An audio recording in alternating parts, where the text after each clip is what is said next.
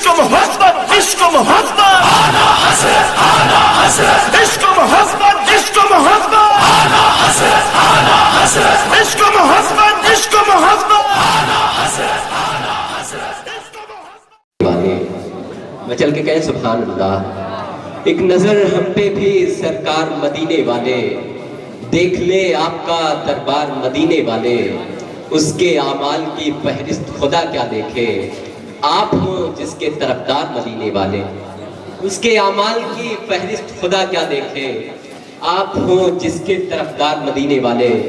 حاضرین کرام، اب آئیے بلا کسی تاخیر اور بلا کسی تمہید کے بڑی تیزی کے ساتھ ہمیں اور آپ کو ایک خطاب نایاب سماعت کرنا ہے، اور میں انتہائی ادب و احترام کے ساتھ ملتمس ہوں خطیب ذیشان حضرت علامہ مولانا الحاج منظور احمد خان عزیزی صاحب قبلہ شیخ الحدیث جامعہ عربیہ سلطان پور سے کہ حضور والا آپ تشریف لائیں اور اپنے خطاب نایاب سے ہم تمامی سامعین کو نوازیں۔ آئیے حضرت کا استقبال نعرہ تکبیر و رسالت کی چھاؤں میں کریں، اور آپ تمامی حضرات نعرے کا جواب دے کر بیداری کا ماحول پیدا کریں تاکہ حضور والا کو سماعت کیا جا سکے۔ نعرہ تکبیر، نعرہ رسالت، عرس فقیہ ملت، فیضان فقیہ ملت، مسلک اعلی حضرت، نعرہ تکبیر، نعرہ رسالت۔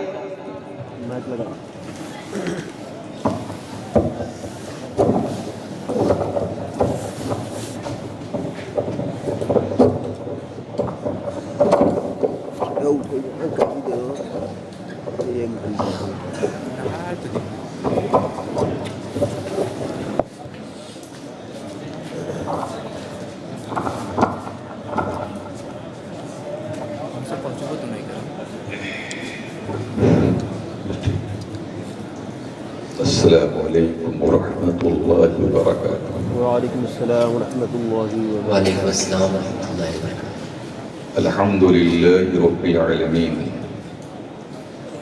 والصلاة والسلام على اشرف الانبیاء والمرسلین،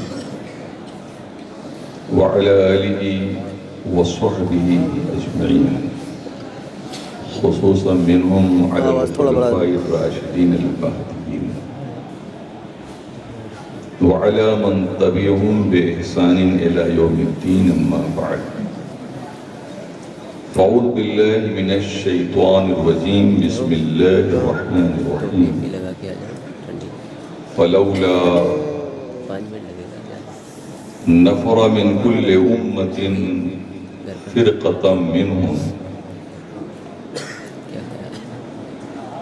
فلولا نفر من كل فرقة منهم طائفة لينذروا قومهم إذا رجعوا إليهم لعلهم يحذرون۔ صدق الله العظيم وصدق رسوله النبي الكريم۔ امام عشق و محبت سیدی سرکار اعلی حضرت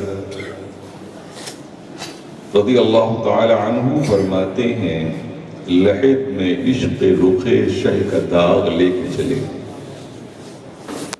لحد میں عشق رخ شہ کا داغ لے کے چلے، اندھیری رات سنی تھی چراغ لے کے چلے۔ سبحان اللہ۔ یا رسول اللہ، تیرے غلاموں کا نقش قدم ہے راہ نجات، یا رسول اللہ تیرے غلاموں کا نقش قدم ہے راہ نجات، وہ کیا بھٹک سکے جو یہ سراغ لے کے چلے۔ سبحان اللہ۔ درود شریف پڑھنے، اللہم صلی علی سیدنا و شفیعنا و نبینا و مولانا محمد وعلی آل سیدنا مولانا محمد بارک وسلم، صلاۃ و سلام علیک یا رسول اللہ۔ حضرات، اسٹیج پر ابھی کافی علماء کرام باقی ہیں، خطاب کرنے کے لیے شورائے کرام ہیں، ان سے نعتِ مقدس اور منقبتیں اور قصائد سماعت کرنا ہے، وقت کی قلت دامنگیر ہے، اس لیے بس چند منٹ بس فقیہ ملت کی بارگاہ میں خراج عقیدت، خراج احترام، خراج تحسین پیش کر کے میں اپنی بات ختم کرتا ہوں۔ حضرات، قرآن کریم کی جو میں نے آیت کریمہ تلاوت کیا ہے، اللہ عز و جل فرماتا ہے تو کیوں ایسا نہیں ہے کہ ہر بڑی جماعت سے ایک چھوٹی جماعت نکلے جو دین کا تفقہ حاصل کرے، اور جب وہ اپنی قوم کے پاس آئے تو اپنی قوم کو وہ ڈرائے، تاکہ لوگ جو ہے اوامر کو بجا لیں، نواہی سے بچیں، لعلہم یحذرون، تاکہ لوگ بچیں۔ حضرات، فقیہ ملت علیہ رحمہ و رضوان کی پوری زندگی قرآن و سنت پر عمل سے عبارت ہے۔ الحمدللہ کہ فقیہ ملت اپنے موقف کے بہت ہی مضبوط، اپنے موقف پر بہت ہی مضبوط رہتے تھے، اور بڑے سے بڑے لوگوں کو بھی وہ خواہ کتنا بھی مالدار ہو، کتنا بھی صاحب حیثیت ہو، لیکن جب وہ شریعت کا کوئی مسئلہ آتا تھا تو اس میں کسی کی روح رعایت نہیں کرتے تھے۔ فقیہ ملت علیہ رحمہ و رضوان کی زندگی ہر شخص کے لیے نمونِ عمل ہے۔ ایک ایسے گھر میں آپ نے آنکھ کھولا جہاں آپ کے لیے صرف تعلیم حاصل کرنا مشکل تھا، تو آپ نے ایک ہی ساتھ تعلیم بھی حاصل کیا اور گھر والوں کی کفالت کے لیے آپ نے مزدوری بھی کیا۔ یہ بہت بڑی بات ہے۔ ناگپور جب آپ تشریف لے گئے تو دن میں آپ کام کرتے تھے، اور رات میں مغرب سے لے کر 12 بجے تک مناظر اسلام علامہ ارشد القادری رحمت اللہ تعالی علیہ سے جا کر علم حاصل کرتے تھے۔ سبحان اللہ۔ سوچیے آپ، آج ہمارے بچے فل ٹائم لے کر گھر سے آتے ہیں، پیسہ لے کر آتے ہیں۔ آپ نے خود اپنی سوانح حیات میں اس کا ذکر فرمایا ہے کہ 25 روپیہ 30 روپیہ ماہانہ میں کما کر اپنے والدین کی خدمت میں پیش کرتا تھا، اور 12 بجے رات تک روز پڑھتا تھا۔ اب آپ سوچئے، دن بھر کام کرے ایک شخص، 12 بجے رات تک پڑھے وہ شخص۔ خدا کی رحمتیں ہو یا میرے کارواں تجھ پر، فنا کے بعد بھی باقی ہے شان رہبری تیری۔ یہ ساری چیزیں آپ کی ہم سب کے لیے نمونِ عمل ہیں۔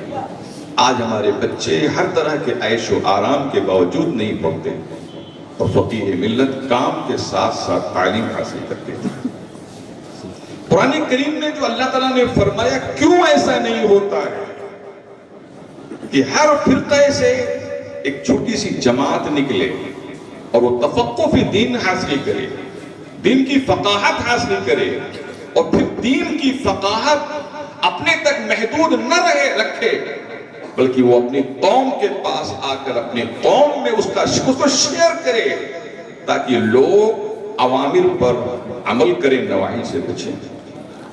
میں جب اس آیت کریمہ کو میں پڑھتا ہوں اور فقیہ ملت کی زندگی کو دیکھتا ہوں تو قسم خدا کی فقیہ ملت کی زندگی اس کی عملی تفسیر نظر آئی کہ انہوں نے پڑھا بھی، اور جتنا پڑھا بہت ٹھوس پڑھا۔ یہاں ہمارے پاس بچے پورے ٹائم لے کر آتے ہیں، مگر جناب والا آدھا تیتر آدھا بٹیر رہتے ہیں۔ آج درسوں کا حال بہت ہی خراب ہو گیا ہے۔ آپ سوچی، رات میں جس نے تعلیم حاصل کیا، دن کے اجالے میں بچے نہیں پڑھتے ہیں، رات کے اندھیرے میں پڑھتے تھے، اس وقت پڑھتے تھے۔ اللہ اکبر. جب بہت ہی تنگی مال تھا. اللہ. چنانچہ آپ نے اپنی آپ بیتی میں لکھا ہے کہ ایک مرتبہ ایک شخص کے کہنے پر وہ گجرات کے تیار ہو گیا. گجرات جاؤں گا کمانے کے لیے. سارا سامان بھیج دیا اپنے اسٹیشن پر جس کے ساتھ آپ کو رخت سفر باندھنا تھا, جانا تھا, اس کے ساتھ پورا اسٹیشن سامان بھیج دیا. اور اپنے استاد گرامی حضرت علامہ اجمل القادری رحمۃ اللہ تعالی علیہ سے ابھی پوچھا نہیں تھا کہ میں سلسلہ تعلیم کو منقطع کرنا چاہتا ہوں اور میں چاہتا ہوں کہ اب میں کمانے جاؤں. یہ پوچھا نہیں تھا, مگر سامان اسٹیشن بھیج دیا. پھر دل میں ایک خیال آیا کہ نہیں, ہم غلط کر رہے ہیں. ٹھیک ہے ہم کمانے چلے جائیں یا تعلیم کا سلسلہ منقطع کر دیں, لیکن کم سے کم اپنے استاد محترم سے جا کر کچھ بات تو بتا دیں, ہماری مجبوریاں کیا ہیں. آئے اپنے استاد گرامی مناظر اسلام علامہ اجمل القادری رحمۃ اللہ تعالی علیہ کے پاس اور کہا حضور اب ہمارے گھر کے اخراجات بہت وسیع ہو گئے ہیں, اب یہ 25-30 روپئے میں کام نہیں چلتا ہے. آپ کا بہت بڑا احسان ہے کہ آپ نے مجھ کو رات میں ٹائم دیا, 12 بجے رات تک آپ. آج کون مدرس ہے جناب والا جو 12 بجے رات تک پڑھائے گا کسی بچے کو؟ آج تو مدرسین ایسے ہیں جناب والا کہ رات میں ان کو مطالعے کے لیے ٹائم ہی نہیں ملتا. علامہ اجمل القادری علیہ رحمہ و رضوان کو اللہ تعالیٰ ان کی قبر کو جو ہے انوار تجلیات سے مملو فرمائے کہ آپ نے فقیہ ملت کو پڑھا کر جناب والا پوری قوم کو پڑھا دیا, پوری قوم کو پڑھا دیا. جس وقت یہ جا کر اپنی نیت کا اظہار کرتے ہیں کہ حضور میں رخت سفر باندھ چکا ہوں, میں جا رہا ہوں گجرات کمانے کے لیے, حضرت نے فرمایا تمہارا سلسلہ تعلیم منقطع ہو جائے گا اور بہت خسارے میں جا رہے ہو. تم کیا کر رہے ہو؟ یہ اللہ مسبب الاسباب ہے. جتنا تمہیں پیسہ ملتا ہے اتنا ہی تمہارے گھر کے لیے کفایت کرے گا, اب مت جاؤ. چنانچہ یہ دوڑے آئے اسٹیشن اور کہا میرا سامان واپس کر دو. میرے استاد گرامی یہ کہہ رہے ہیں, قسم خدا کی یہ آیت کریمہ جب میں نے پڑھا اور حضور فقیہ ملت کی زندگی کو میں نے جب پڑھا, میں نے کہا واقعی عملی تفسیر ہے فقیہ ملت کی زندگی. اللہ حضرات فقیہ ملت اور ٹھوس متسلب سنی تھے, صحیح العقیدہ تھے.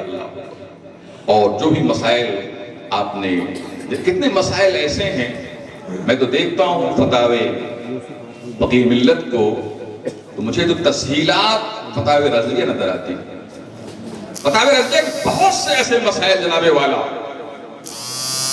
جس کو آپ نے آسان فرما دیا. اور آج بہت سے مفتیان کرام جناب والا جو مجھ جیسے کم علم لوگ ہیں, ان کے لیے جو ہے فتویٰ نویسی کا بھی طریقہ اسی فتوے سے مل گیا. بعض میں نے مفتیوں کو ایسے دیکھا کہ حضرت سوال ان کے پاس آیا اور تھوڑی سی مطابقت تھی, حضرت کے کسی فتوے سے مطابقت تھی, تھوڑی سی مطابقت تھی, انہوں نے کیا کام کیا کہ اس میں سے استخراج نہیں کیا, وہی فتویٰ لکھ دیا کہ فقیہ ملت اس سلسلے میں یہ فرماتے ہیں. آج میں کہتا ہوں کہ فقیہ ملت کے فتاوے کا اگر کوئی شخص یعنی بالاستیعاب تدبر کے ساتھ اور پوری ایک سوئی کے ساتھ اگر مطالعہ کر لے تو الحمدللہ اسے کافی جزیات فقہیاتی میں لکھ. اللہ تبارک تعالی ہم سب کو مجھے خیر کی توفیق عطا فرمائے. اور فقیہ ملت کے مشن, اب آپ بتائیے کہ 4 صاحبزادگان, چاروں کے چاروں مفتی, بہت بڑی بات ہے. اور پھر جناب والا جو اب اولاد دور اولاد آ رہی ہے, جو احفاد ہیں, جو آپ کے پوتے ہیں, ناتی ہیں, سب کا ماحول وہی. بقول جناب والا جو ایک محاورہ ہے کہ مچھلی کے بچے کو کوئی تیرنا نہیں سکھاتا, سب کے سب مفتی بنتے چلے آ رہے ہیں. آج آپ دیکھیے بہت سے لوگ مفتی خاندان میں پیدا ہوئے, پڑھے ہیں جناب والا انگریزی, ہندی, اور ان کے ساتھ بھی مفتی لکھا جاتا ہے.